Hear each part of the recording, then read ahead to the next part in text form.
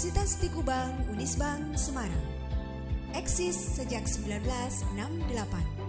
Semua program studi terakreditasi.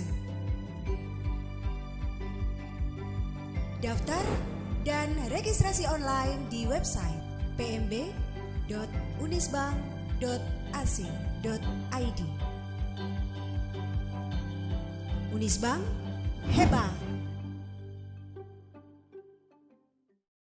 Bismillahirrahmanirrahim. Assalamualaikum warahmatullahi wabarakatuh. Halo teman-teman semuanya, gimana nih kabarnya? Semoga sehat selalu ya. Amin.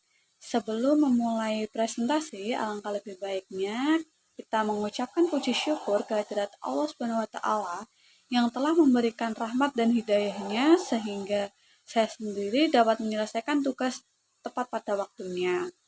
Adapun tujuan dari tugas ini adalah untuk memenuhi nilai ujian akhir semester pada bidang studi akuntansi mata kuliah audit manajemen. Selain itu, tugas ini juga bertujuan untuk menambah wawasan tentang audit sumber daya manusia dalam audit manajemen bagi penonton dan saya sendiri.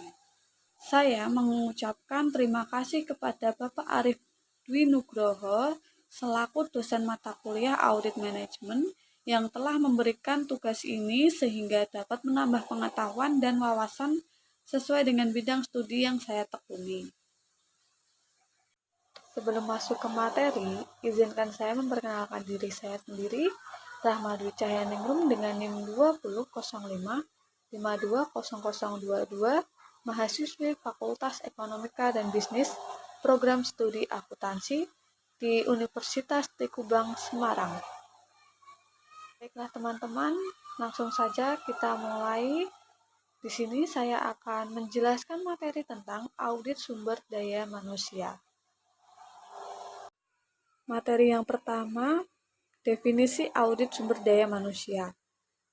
Definisi dari audit sumber daya manusia itu sendiri merupakan penilaian dan analisis yang komprehensif terhadap program-program sumber daya manusia.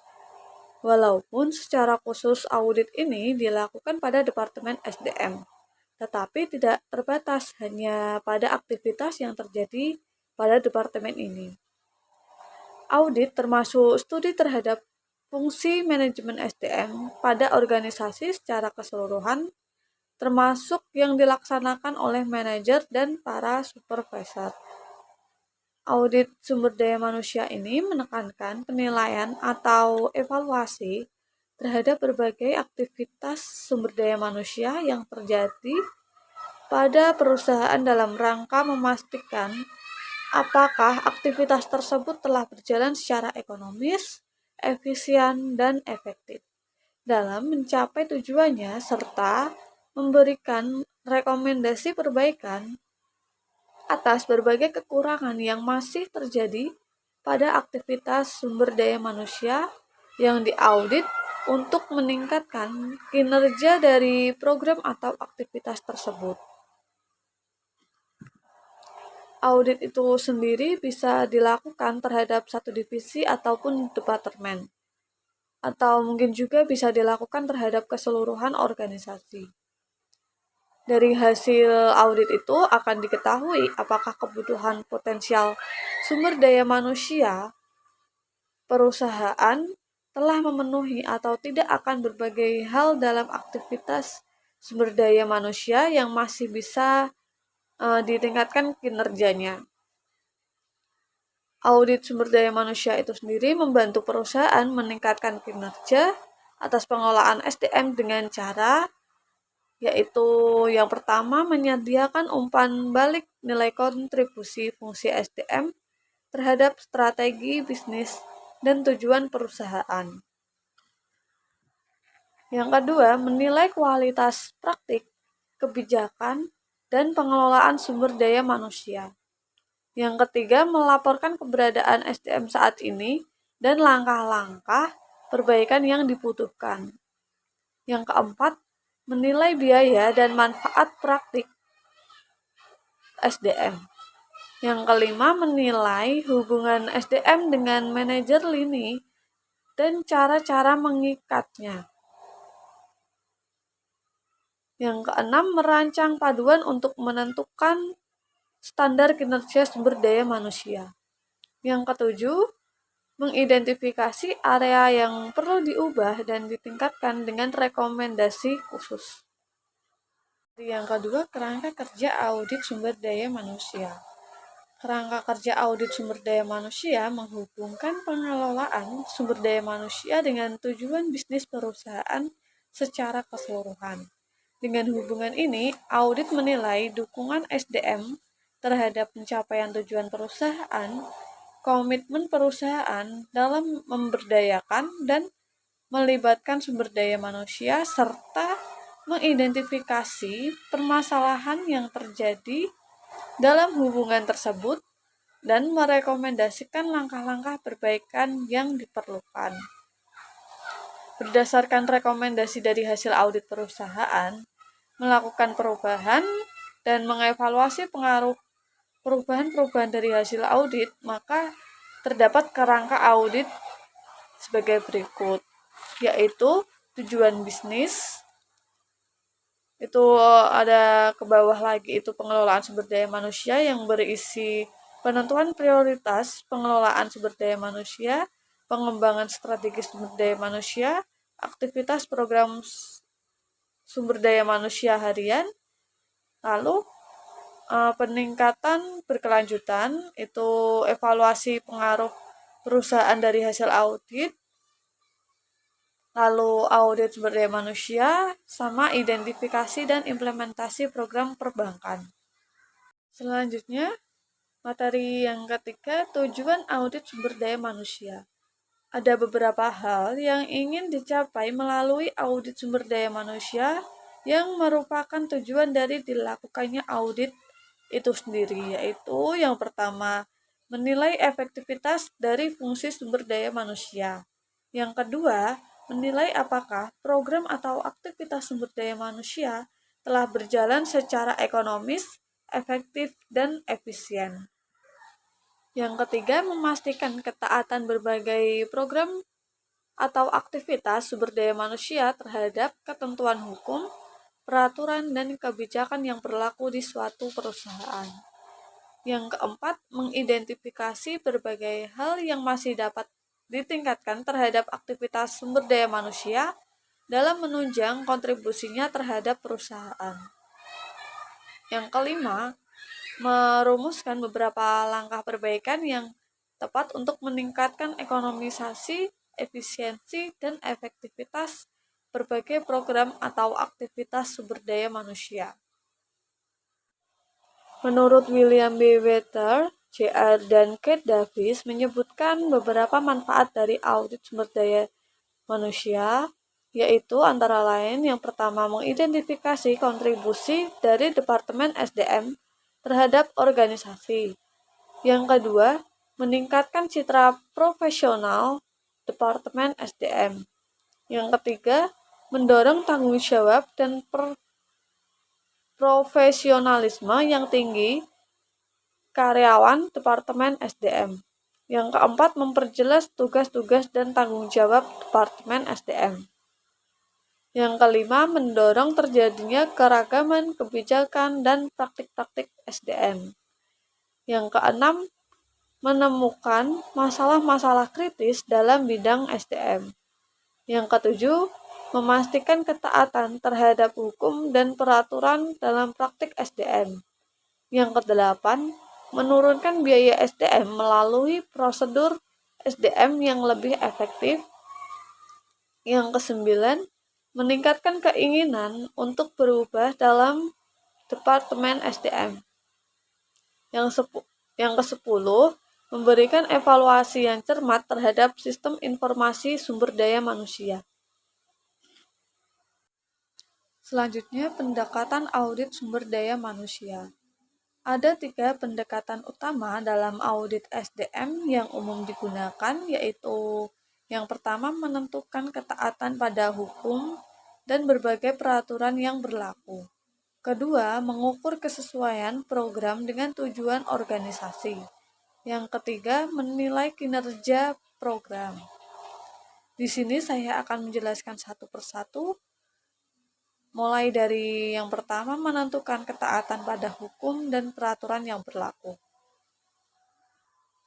Audit menekankan penilaian bagaimana perusahaan menetapkan berbagai aturan dan kebijakan yang secara internal berlaku di perusahaan. Apakah telah sesuai dengan aturan dan hukum yang ditetapkan pemerintah sebagai pemegang otoritas, dan apakah setiap komponen dalam organisasi menjalankan aktivitasnya sesuai dengan aturan dan kebijakan tersebut. Berbagai peraturan yang telah dikeluarkan pemerintah berkaitan dengan ketenagakerjaan seperti Undang-Undang Nomor 13 Tahun 2003 tentang Ketenagakerjaan dan berbagai peraturan lain yang merupakan penjabaran dari undang-undang tersebut. Peraturan ini juga mengatur tentang hak dan kewajiban perusahaan terhadap tenaga kerja dan pemerintah sebagai pihak pemberi kerja serta hak dan kewajiban tenaga kerja terhadap perusahaan sebagai pihak yang memberikan jasanya kepada perusahaan, dan bagaimana kedua belah pihak sama-sama menjaga hubungan yang harmonis sehingga tujuan karyawan dan perusahaan dapat tercapai dengan baik. Yang kedua, mengukur kesesuaian program dengan tujuan organisasi. Semakin pentingnya arti produktivitas karyawan bagi perusahaan, menjadikan manajemen puncak memberikan perhatian yang lebih baik pada Departemen SDM. Produktivitas itu berasal dari kelompok karyawan yang tertantang diberdayakan, mempunyai semangat, dan dihargai. Manajer SDM sebagai pengendalian fungsi ini dituntut untuk mampu mengarahkan program-programnya kepada berbagai aktivitas yang dapat meningkatkan produktivitas karyawan sesuai dengan kebutuhan perusahaan. Keselarasan tujuan Departemen SDM mulai dari tujuan para karyawannya sampai dengan tujuan berbagai program yang ditetapkan pada departemen ini dengan tujuan perusahaan secara keseluruhan harus menjadi pertimbangan utama dalam penyusunan rencana di Departemen SDM. Pemahaman terhadap tujuan perusahaan dan strategi pencapaiannya menjadi dasar dalam penyusunan program setiap fungsi bisnis. Yang ketiga, mengukur kinerja program. Mengukur kinerja program berarti menghubungkan aktivitas aktual program SDM yang diaudit dengan ukuran-ukuran keberhasilan yang telah ditetapkan sebelumnya.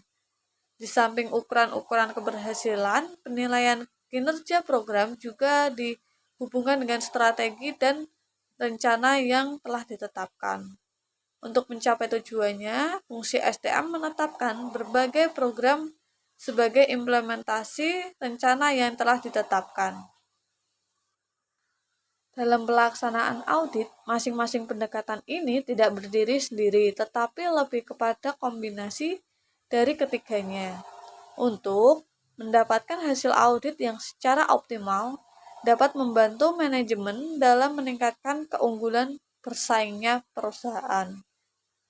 Penekatan pada salah satu pendekatan dimungkinkan tergantung pada tujuan dan tujuan audit yang telah ditetapkan. Selanjutnya, langkah-langkah audit. Secara umum, ada 5 tahapan yang harus dilakukan dalam audit manajemen dan audit sumber daya manusia mengacu pada tahap ini dalam pelaksanaannya. Langkah-langkahnya meliputi yang pertama ada audit pendahuluan.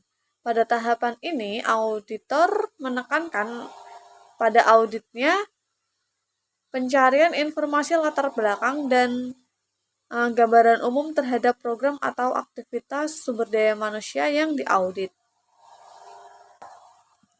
Informasi yang diperoleh pada tahapan ini akan mengantarkan auditor pada perumusan tujuan audit sementara atau tentative audit objective. Tujuan audit merupakan suatu hipotesis yang memerlukan pembuktian untuk menjawab pertanyaan atau kecurigaan auditor. Untuk mendapatkan jawaban ini, auditor menerapkan prosedur audit yang telah ditetapkan. Audit keuangan juga memiliki tujuan audit yang mudah dan jelas, yaitu bukti-bukti transaksi dan laporan keuangan yang dibuat audit. Sementara tujuan audit dalam audit sumber daya manusia harus dirumuskan terlebih dahulu dan memerlukan suatu survei awal untuk memahami kondisi yang terjadi berkaitan dengan program atau aktivitas yang diaudit serta masih memerlukan perbaikan untuk mendukung keberhasilan perusahaan di masa depan. Tujuan audit itu sendiri merupakan hal yang sangat penting dalam audit sumber daya manusia karena tujuan audit ini yang mengarahkan bagaimana audit dilaksanakan termasuk hasil apa yang diharapkan dari audit tersebut. Tujuan audit terdiri atas 3 elemen yaitu kriteria, penyebab, dan akibat. Kriteria merupakan standar norma yang menjadi pedoman bagi setiap individu dan kelompok dalam organisasi dalam bertindak. Sedangkan penyebab merupakan pelaksanaan program-program SDM dalam organisasi yang menyebabkan terjadinya kondisi sumber daya manusia yang ada saat ini. Penyebab ini ada yang bersifat positif, di mana aktivitas yang terjadi sangat mendukung tercapai atau terlampirnya tujuan serta manfaat dari program atau aktivitas yang dilaksanakan tersebut. Penyebab juga ada yang bersifat negatif, di mana aktivitas yang terjadi menyebabkan tidak tercapainya tujuan dari program atau aktivitas yang dilaksanakan, atau bahkan perusahaan mengalami kerugian baik secara finansial maupun non-finansial. Yang terakhir, akibat merupakan sesuatu yang harus ditanggung atau dinikmati perusahaan karena terjadinya perbedaan aktivitas yang seharusnya dilakukan atau berdasarkan kriteria dengan aktivitas aktual yang terjadi di lapangan atau dilakukan oleh setiap komponen dalam organisasi. Akibat yang berasal dari penyebab positif dapat menguntungkan perusahaan, sedangkan akibat yang timbul dari penyebab negatif akan merugikan perusahaan. Akibat ini ada yang dapat diukur secara finansial maupun non-finansial. Yang kedua, review terhadap sistem pengendalian manajemen. Sistem pengendalian manajemen yang dimiliki perusahaan menjadi pedoman yang dapat digunakan oleh para manajer dan supervisor dalam mengendalikan proses yang berjalan agar tidak keluar dari ketentuan yang telah ditetapkan. Beberapa hal yang berhubungan dengan sistem pengendalian manajemen yang harus diperhatikan oleh auditor dalam audit sumber daya manusia antara lain yaitu 1. Tujuan dari program atau aktivitas SDM harus dinyatakan dengan jelas dan tegas. Yang kedua, kualitas dan kuantitas dari SDM yang melaksanakan program atau aktivitas kualifikasi dari SDM yang terlibat atau menjadi sasaran dari program atau aktivitas SDM yang dilaksanakan. Yang ketiga, anggaran program. Yang keempat, pedoman atau metode kerja persyaratan kualifikasi. Yang kelima, spesifikasi dan deskripsi pekerjaan. Yang keenam, standar atau ukuran kinerja program. Berdasarkan hasil review sistem pengendalian manajemen ini, auditor akan mampu lebih dalam memahami kondisi yang terjadi. Dengan demikian, auditor mampu memutuskan apakah tujuan audit sementara yang ditetapkan pada audit pendahuluan dapat ditingkatkan menjadi tujuan audit yang sesungguhnya. atau diabaikan karena terjadi sebaliknya. Lanjutan. Dari temuan audit yang diperoleh, auditor meringkas dan melakukan pengelompokan terhadap temuan tersebut ke dalam kelompok kondisi, kinerja, penyebab, dan akibat. Kondisi merupakan kenyataan real yang ditemukan auditor berkaitan dengan program-program SDM yang ditetapkan oleh perusahaan.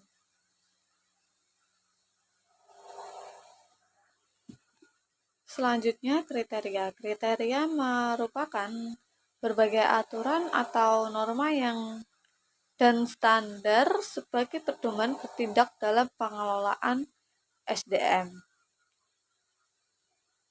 Lalu penyebab. Penyebab adalah tindakan real dari pihak-pihak yang berwenang dalam menangani SDM yang menyebabkan terjadinya kondisi yang ditemukan oleh auditor. Penyebab dapat berupa penyimpanan dari pedoman pelaksanaan pelatihan karyawan seperti tidak dilaksanakannya pelatihan sesuai dengan rencana yang menyebabkan keterampilan karyawan rendah dan berbagai penyebab lainnya. Sementara itu akibat yaitu temuan berupa akibat yang harus ditanggung perusahaan karena terjadinya perbedaan tindakan real dengan kriteria yang telah ditetapkan.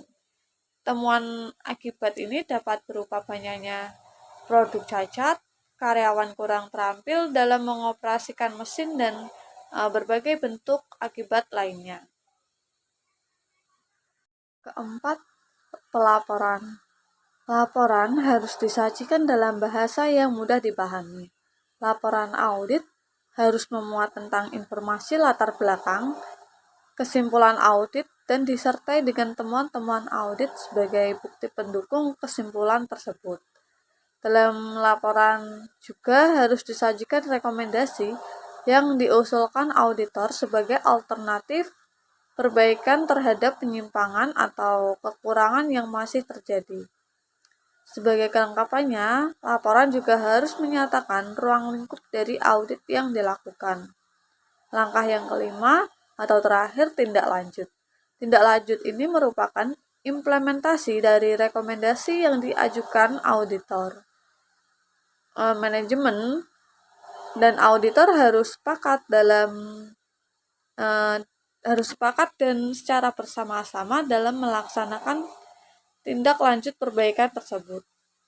Pada dasarnya, keputusan untuk melakukan tindak lanjut sepenuhnya ada pada manajemen, tetapi dalam pelaksanaannya, auditor mendampingi agar tindak lanjut tersebut berjalan sesuai dengan rekomendasi yang diajukan dan dapat mencapai tujuannya. Materi yang ketujuh, ruang lingkup audit. Pelaksanaan audit sumber daya manusia pada dasarnya adalah untuk memastikan apakah kebutuhan potensial SDM bagi perusahaan, baik kuantitas maupun kualitas, telah terpenuhi secara ekonomis, efektif, dan efisien. Kebutuhan SDM menyangkut besarnya kapasitas SDM yang harus tersedia dalam operasional perusahaan. SDM harus dikelola sebagaimana halnya aset yang dimiliki oleh suatu perusahaan. Dengan demikian, pola pikir pemberdayaan karyawan atau employee empowerment harus menjadi dasar dalam pengelolaan SDM ini. Ruang lingkup audit SDM dibagi ke dalam 3 kelompok sesuai dengan administrasi aset tetap pada umumnya, yaitu perolehan, penggunaan, dan penghentian penggunaan. Yang pertama yaitu rekrutmen atau perolehan SDM, mulai dari awal proses perencanaan kebutuhan SDM hingga proses seleksi dan penempatan. Yang kedua, pengelolaan atau pemberdayaan SDM, meliputi semua aktivitas pengelolaan SDM setelah ada di perusahaan, mulai dari pelatihan dan pengembangan sampai dengan penilaian kinerja karyawan.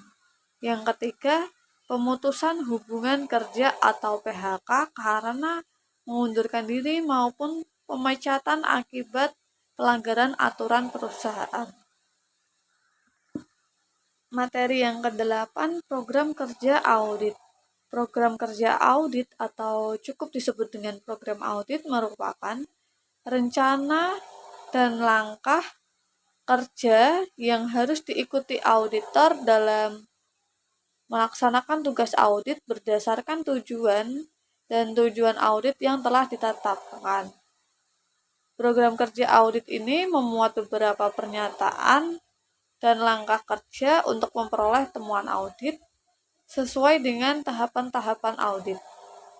Pada bagian ini dapat diuraikan program audit secara umum untuk keseluruhan proses SDM, mulai dari penerimaan karyawan sampai dengan pemutusan hubungan kerja.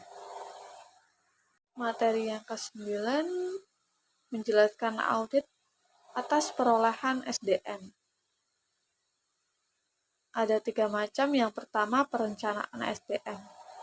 Perencanaan SDM merupakan proses analisis dan identifikasi tentang kebutuhan dan ketersediaan SDM untuk menyelesaikan berbagai bidang tugas dan tanggung jawab yang harus dikelola perusahaan dalam mencapai tujuannya. Rencana SDM merupakan bagian dari rencana strategis perusahaan di mana rencana ini memastikan kebutuhan SDM untuk mengimplementasikan strategi pencapaian tujuan perusahaan dapat terpenuhi dalam kapasitas yang tepat pada saat diperlukan. Oleh karena itu, perencanaan SDM harus secara maksimal mengadopsi berbagai perubahan lingkungan, bisnis, dan organisasi yang terjadi, sehingga dapat memenuhi tuntutan perubahan tersebut yang tertuang dalam rencana strategis perusahaan.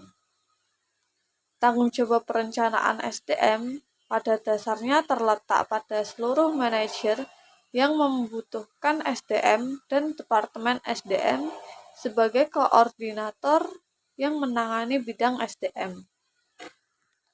Tahapan dalam proses perencanaan SDM diawali dengan mempertimbangkan tujuan dan strategi perusahaan. Selanjutnya, kemitraan manajer lini dan Departemen SDM dalam perencanaan SDM. Manajer lini yang pertama mengidentifikasi kebutuhan SDM pada setiap divisi atau departemen. Yang kedua, membahas informasi perencanaan SDM dengan para ahli SDM. Yang ketiga, mengintegrasikan rencana SDM dengan rencana departemen. Yang keempat, mengawasi rencana SDM untuk mengidentifikasi perubahan yang diperlukan. Yang kelima, mengulas rencana kesuksesan tenaga kerja sehubungan dengan rencana SDM. Sedangkan di Departemen SDM, yang pertama turut serta dalam proses perencanaan strategi perusahaan secara keseluruhan. Yang kedua, mengidentifikasi strategi SDM. Yang ketiga, merancang sistem data perencanaan SDM. Yang keempat, menyusun dan menganalisis data yang berasal dari manajer lini berkaitan dengan kebutuhan SDM. Yang kelima, menerapkan rencana SDM yang telah disetujui manajemen puncak. Hasil dari perencanaan SDM menjadi panduan dari berbagai program atau aktivitas SDM yang akan dilaksanakan perusahaan di masa depan. Secara keseluruhan, program-program tersebut ditunjukkan untuk memenuhi kebutuhan SDM perusahaan, meningkatkan kemampuan SDM dalam melaksanakan wewenang serta tanggung jawabnya, serta memberikan kepuasan kerja melalui pemenuhan kebutuhan karyawan, baik yang bersifat finansial maupun non-finansial. Beberapa tujuan yang ingin dicapai melalui perencanaan SDM menunjukkan komitmen fungsi SDM dalam pencapaian tujuan perusahaan secara keseluruhan, yaitu melalui yang pertama, penentuan kuantitas dan kualitas SDM yang akan mengisi semua formasi di dalam perusahaan. Yang kedua, menjamin tersedianya SDM saat ini dan yang akan datang, sehingga setiap pekerjaan ada yang mengerjakan dan mempertanggungjawabkannya. Yang ketiga, menghindari terjadinya mismanagement dan tumpang tindih dalam pelaksanaan tugas. Yang keempat, memudahkan koordinasi, integrasi, dan sinkronisasi pengelolaan SDM sehingga produktivitas kerja meningkat. Yang kelima, menghindari kekurangan atau kelebihan SDM. Yang keenam, memberikan pedoman bagi setiap program atau aktivitas SDM. Yang ketujuh, memberikan dasar untuk melakukan evaluasi terhadap karyawan. Sementara itu, manfaat dari perencanaan SDM juga meliputi satu, perusahaan dapat memanfaatkan secara optimal SDM yang sudah ada di perusahaan, meningkatkan efektivitas kerja, meningkatkan produktivitas kerja karyawan. Keempat, tersedianya SDM yang memenuhi kualifikasi untuk memegang wewenang dan tanggung jawab yang lebih besar di masa yang akan datang. Yang kelima, menyediakan dasar penyusunan program SDM bagi fungsi SDM. 2. Rekrutmen. Rekrutmen meliputi upaya pencarian sejumlah calon karyawan yang memenuhi syarat dalam jumlah tertentu sehingga dari mereka perusahaan dapat menyeleksi orang-orang yang paling tepat untuk mengisi lowongan pekerjaan yang ada. Kegiatan kunci dalam melaksanakan rekrutmen itu ada 7. Yang pertama, menentukan kebutuhan jangka pendek dan jangka panjang pada setiap bidang, jenis pekerjaan, dan levelnya dalam perusahaan. Yang kedua, ada terus berupaya mendapatkan informasi tentang perkembangan kondisi pasar tenaga kerja. Yang ketiga, menyusun bahan-bahan rekrutmen yang efektif. Yang keempat, menyusun program rekrutmen yang terpadu berhubungan dengan aktivitas SDM yang lain dan dengan kerjasama antara manajer lini dan karyawan. Yang kelima, mendapatkan sejumlah atau full calon karyawan yang berbobot dan memenuhi syarat. Yang keenam, mencatat jumlah dan kualitas pelamar dari berbagai sumber dan masing-masing metode rekrutnya. 7. Melakukan tindak lanjut terhadap para karyawan baik yang ditolak maupun yang diterima untuk mengevaluasi efektivitas rekrutmen yang dilakukan. Rekrutmen juga harus memberikan kesempatan yang sama untuk setiap calon tenaga kerja untuk masuk ke dalam perusahaan atau tidak diskriminatif. Setiap pelaksanaan rekrutmen harus berdasarkan pada prinsip-prinsip, yaitu yang pertama, kualitas karyawan yang akan direkrut untuk sesuai dengan kebutuhan atas kualitas SDM yang sesuai.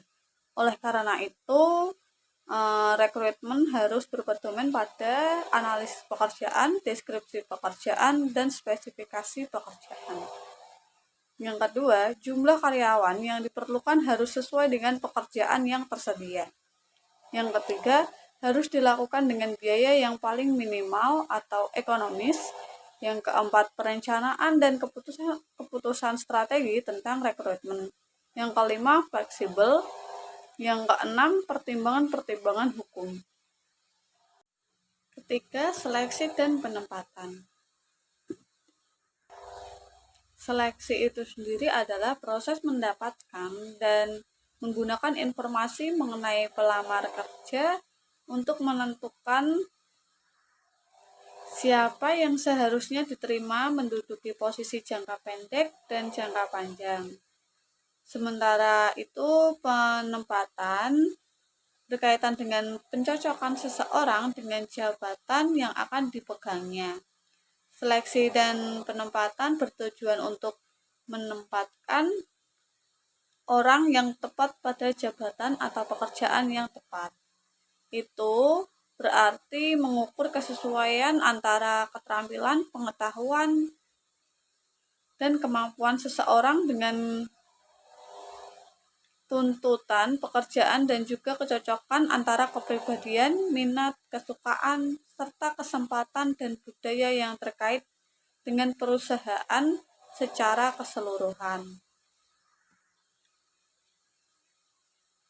Beberapa tujuan khusus yang dapat dicapai melalui seleksi adalah: yang pertama, memungkinkan perusahaan menetapkan strategi bisnis khususnya yang telah ditetapkan. Yang kedua, memastikan bahwa investasi keuangan yang dilakukan pada karyawan atau SDM dapat kembali dalam waktu tertentu. Tiga, mengevaluasi, memperkerjakan, dan menempatkan pelamar pada jabatan yang sesuai dengan minat mereka. Yang keempat, memperlakukan pelamar secara adil. Yang kelima, memperkecil kerugian yang mungkin terjadi sebagai akibat dari kesalahan dalam menerima dan menempatkan karyawan. Yang keenam, membantu memenuhi tujuan penerimaan karyawan dan jadwal yang akan ditentukan. Selanjutnya, kemitraan antara manajer lini dan Departemen SDM dalam proses seleksi. Manajer lini yang pertama menyediakan daftar permintaan tenaga kerja dengan kualifikasi spesifik untuk mengisi posisi yang dibutuhkan. Yang kedua, berpartisipasi dalam proses seleksi yang sesuai dengan bidangnya. Yang ketiga, melakukan wawancara akhir terhadap calon karyawan. Yang keempat, membuat keputusan akhir tentang diterima atau ditolaknya peserta seleksi dengan mengacu pada saran yang diberikan Departemen SDM. Yang kelima, menyediakan informasi lanjutan yang dibutuhkan dari individu-individu terpilih. Sedangkan Departemen SDM yang pertama menyediakan penerimaan awal pekerjaan, 2. melakukan penyaringan wawancara awal, ketiga, mengelola tes-tes pekerjaan yang sesuai, yang keempat, memperoleh informasi latar belakang dan referensi peserta seleksi, yang kelima, merekomendasikan calon-calon terbaik kepada para manajer lini untuk seleksi akhir. Yang keenam, mengevaluasi keberhasilan proses seleksi. Kemitraan antara manajer lini dan Departemen SDM disajikan pada tabel itu tadi. Proses seleksi yang efektif harus berjalan secara akurat. Akurat yang artinya dapat memprediksi kinerja pelamar. Kedua, adil, artinya tidak terjadi diskriminasi. Yang ketiga, meyakinkan, artinya orang-orang yang terlibat dalam seleksi yakin akan manfaat yang diperoleh. 10. Audit atas pengelolaan sumber daya manusia. Menjadikan SDM sebagai kekuatan bersaing membutuhkan keterlibatan secara maksimal peran SDM dalam strategi keunggulan bersaing perusahaan. Pemberdayaan SDM pada dasarnya adalah memberikan kesempatan kepada karyawan untuk mengambil keputusan dan memegang tanggung jawab yang lebih besar baik secara pribadi maupun kelompok dalam mengelola pekerjaannya. Audit pengelolaan sumber daya manusia dibagi menjadi 6. Yang pertama, pelatihan dan pengembangan karyawan. Yang kedua, perencanaan dan pengembangan karir. Yang ketiga, penilaian kinerja. Yang keempat, kompetensi dan balas jasa. Yang kelima, keselamatan dan kesehatan kerja. Yang keenam, kepuasan kerja karyawan. Yang pertama, pelatihan dan pengembangan karyawan. Pelatihan dan pengembangan karyawan bertujuan untuk meningkatkan kemampuan SDM dalam melaksanakan tugas dan tanggung jawabnya, baik saat ini maupun di masa yang akan mendatang. Pelatihan menekankan pada peningkatan keterampilan dan kemampuan SDM dalam melaksanakan tugas dan tanggung jawabnya saat ini. Sedangkan pengembangan SDM lebih menekankan pada peningkatan kinerja SDM di masa yang akan datang. Identifikasi kebutuhan pelatihan dapat dilakukan dengan cara yaitu menentukan keterampilan apa yang dibutuhkan karyawan agar memiliki kinerja yang baik sesuai dengan yang dibutuhkan dalam strategi pencapaian tujuan perusahaan. Yang kedua, melakukan penilaian secara periodik untuk mengidentifikasi topik yang tepat untuk pelatihan. Yang ketiga, melakukan proses identifikasi secara terus-menerus yang meliputi penilaian terhadap kursus atau pelatihan yang telah selesai dilaksanakan dan memberikan saran kepada unit bisnis dan manajer untuk pelaksanaan pelatihan berikutnya. Yang keempat, menentukan tolak ukur pada industri yang sama terhadap pelatihan yang dilakukan dan keberhasilan dalam meningkatkan kinerja karyawan. Ada beberapa manfaat pelatihan dan pengembangan karyawan, yaitu manfaat bagi perusahaan. Yang pertama, mengarahkan untuk meningkatkan profitabilitas atau sikap yang lebih positif terhadap profit. Yang kedua, memperbaiki pengetahuan kerja dan keahlian pada semua level. Yang ketiga, memperbaiki normal SDM. Yang keempat, membantu karyawan dalam memahami tujuan perusahaan. Yang kelima, membantu menciptakan citra perusahaan yang lebih efektif dan baik. Yang keenam, mendukung otentisitas, keterbukaan, dan kepercayaan. Yang ketujuh, meningkatkan keharmonisan hubungan antara atasan dan bawahan. Yang kedelapan, membantu pengembangan perusahaan. Yang kesembilan, belajar dari peserta. Yang kesepuluh, membantu mempersiapkan dan melaksanakan kebijakan perusahaan. Adapun manfaat bagi perusahaan itu masih banyak. Kalian dapat melihatnya di buku Audit Manajemen IBK Bayangkara di halaman 131.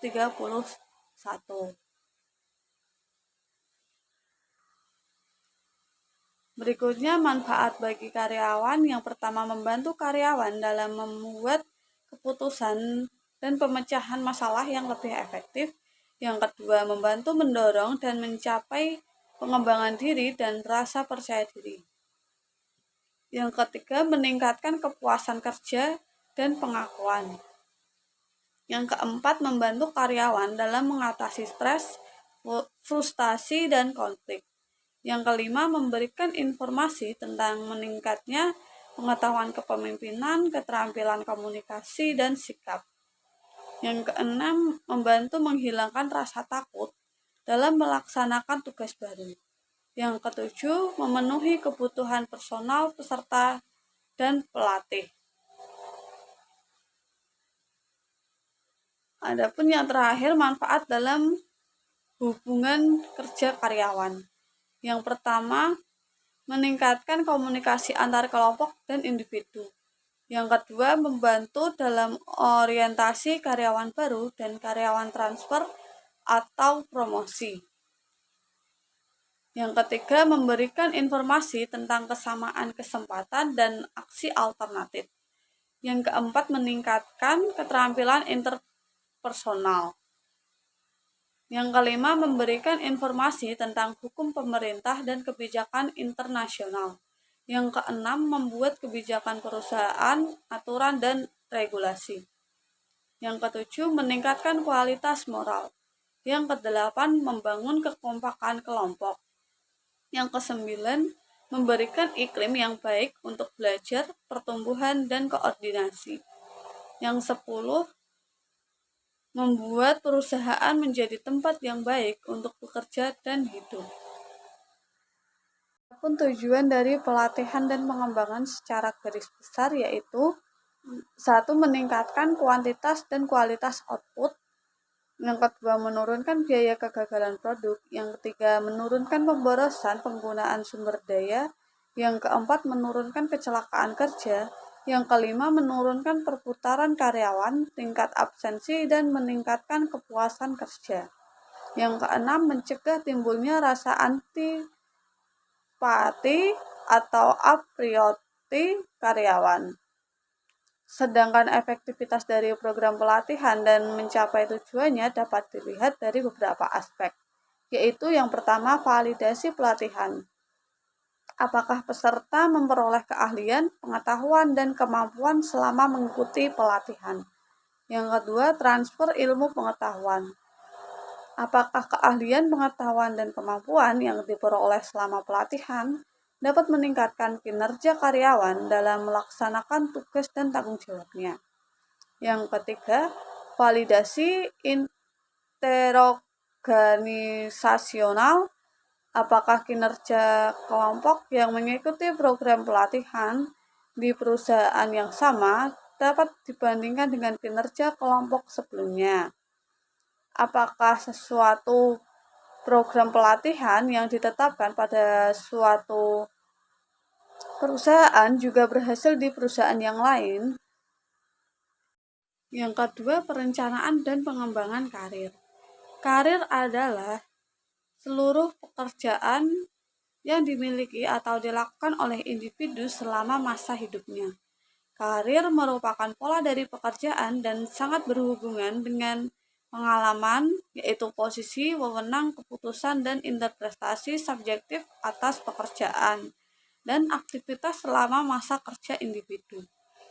Tujuan karir adalah posisi di masa depan yang ingin dicapai oleh individu di dalam pekerjaannya. Tujuan ini berperan sebagai tolok ukur sepanjang jenjang karir seseorang. Tujuan perencanaan dan pengembangan karir. Yang pertama, tujuannya menyelaraskan strategi dan SDM yang dimiliki perusahaan. Urayanya, dengan membantu karyawan dalam perencanaan dan pengembangan karir, Departemen SDM dapat mengantisipasi rencana kerjanya serta mendapatkan bakat yang diperlukan untuk mendukung strategi perusahaan. Yang kedua, mengembangkan karyawan yang dapat dipromosikan. Urayanya membantu dalam menyediakan bakat-bakat karyawan internal untuk dipromosikan dalam memenuhi posisi yang lowong. 3.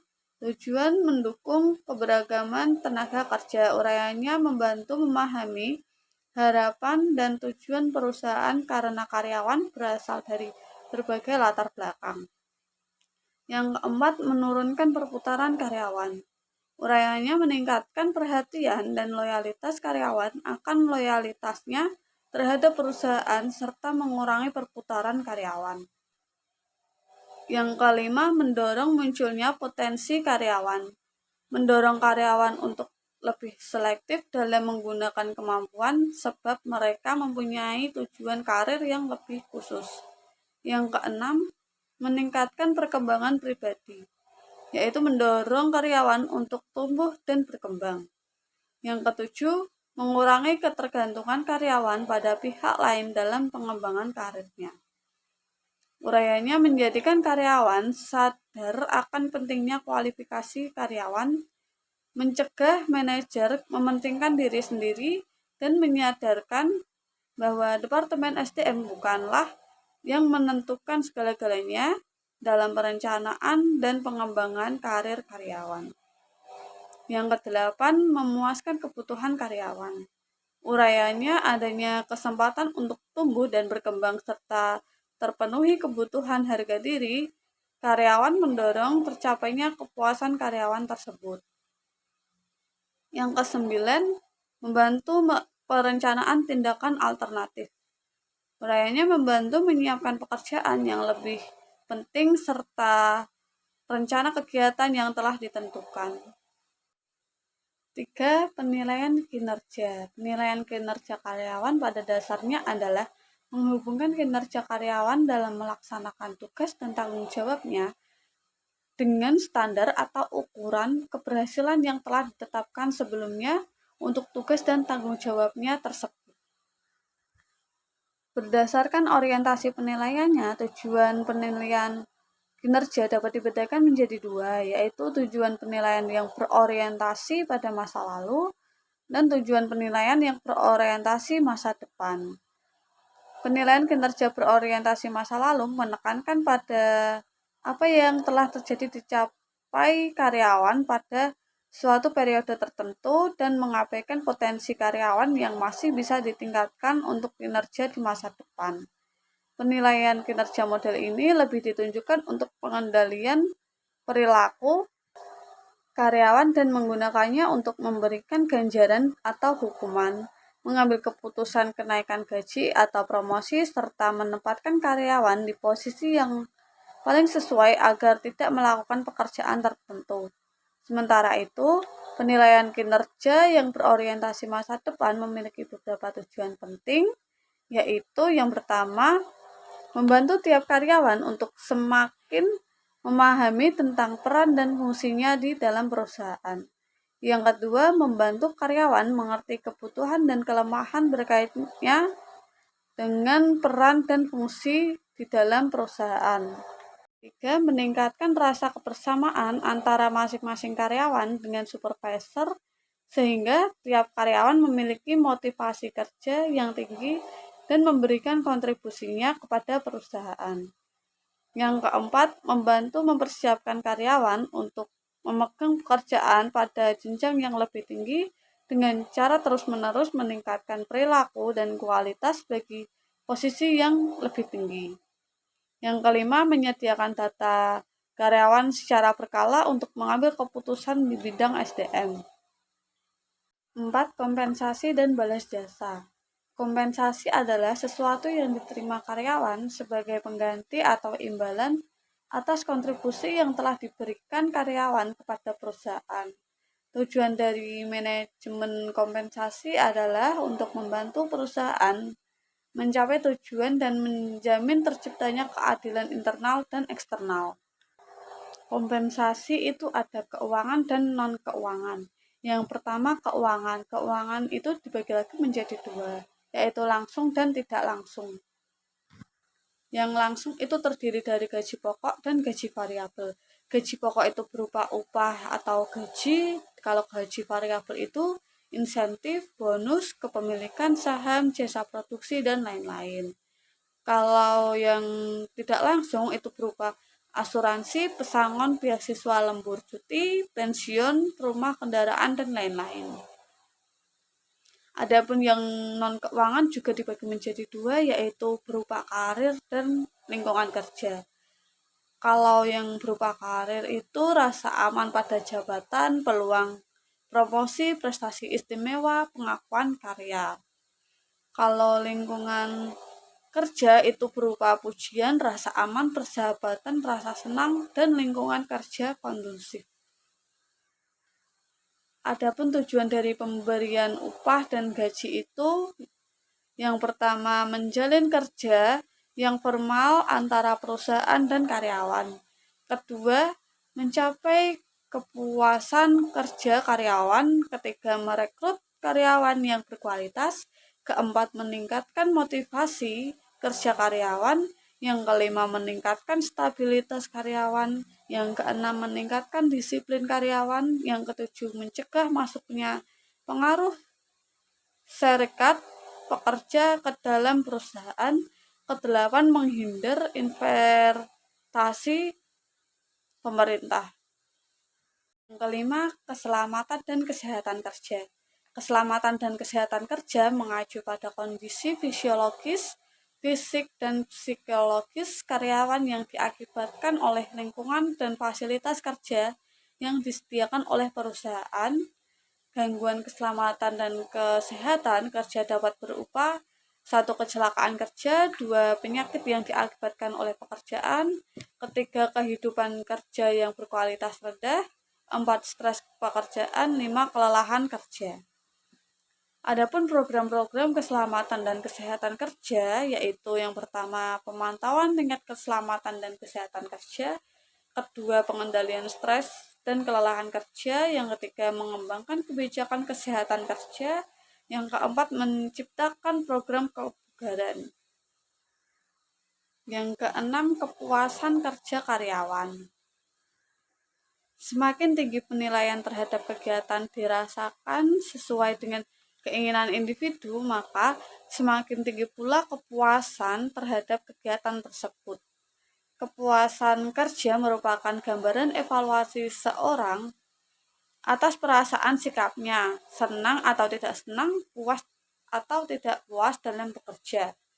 Adapun beberapa teori mengenai kepuasan kerja, yaitu yang pertama teori ketidakpuasan, yang kedua teori keadilan, yang ketiga teori 2 faktor. Di sini saya akan menjelaskan satu persatu teori tersebut. Yang pertama, teori ketidakpuasan. Teori ini mengukur kepuasan kerja seseorang dengan menghitung selisih antara suatu yang seharusnya terjadi dengan kenyataan yang dirasakan karyawan.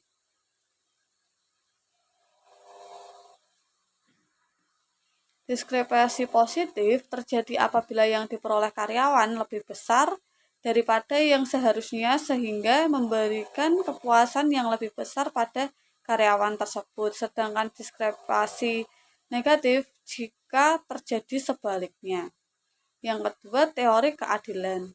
Teori ini mengatakan bahwa kepuasan tergantung dari ada atau tidaknya keadilan di dalam bekerja. Berdasarkan teori ini, kepuasan dipengaruhi oleh input atau sesuatu yang mendukung pekerjaan seperti pendidikan, pengalaman, kecakapan, beban kerja, dan sebagainya. Ataupun output, yaitu sesuatu yang dianggap bernilai yang diterima karyawan seperti gaji dan kompensasi finansial lainnya, penghargaan, promosi, dan sebagainya. Selanjutnya, teori 2 faktor. Teori ini menganggap kepuasan kerja dan ketidakpuasan sebagai hal yang berbeda dan mengelompokkan karakteristik pekerjaan menjadi 2, satisfies atau motivator dan dissatisfies. Kelompok satisfies merupakan faktor-faktor atau situasi yang dibutuhkan sebagai sumber kepuasan kerja, seperti pekerjaan yang menarik, penuh tantangan, kesempatan berprestasi, kesempatan memperoleh penghargaan, dan promosi. Kelompok dissatisfies merupakan faktor-faktor yang menjadi sumber ketidakpuasan seperti gaji atau upah, pengawasan, hubungan antar pribadi, kondisi kerja, dan situasi. Terakhir, audit atas pengurangan SDM. Perubahan lingkungan bisnis di mana perusahaan harus mampu beroperasi dengan sangat efisien juga menuntut perusahaan untuk melakukan perubahan dalam organisasinya. Kemungkinan yang sering terjadi adalah kebijakan untuk melakukan restrukturasi yang memungkinkan hilangnya beberapa jabatan karena jabatan tersebut sudah tidak efektif lagi untuk dipertahankan dan fungsi-fungsinya bisa dilaksanakan oleh jabatan lain yang saat ini telah dipertahankan. Pengurangan tenaga kerja merupakan keputusan yang tidak berdiri sendiri.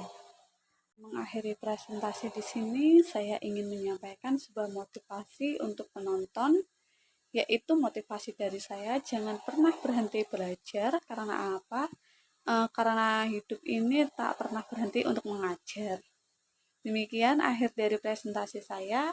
Apabila ada kesalahan dalam pengucapan ataupun dalam penyampaian materi, saya mohon maaf. Semoga apa yang saya berikan, saya sampaikan awal bagi kita semua. Wassalamualaikum warahmatullahi wabarakatuh.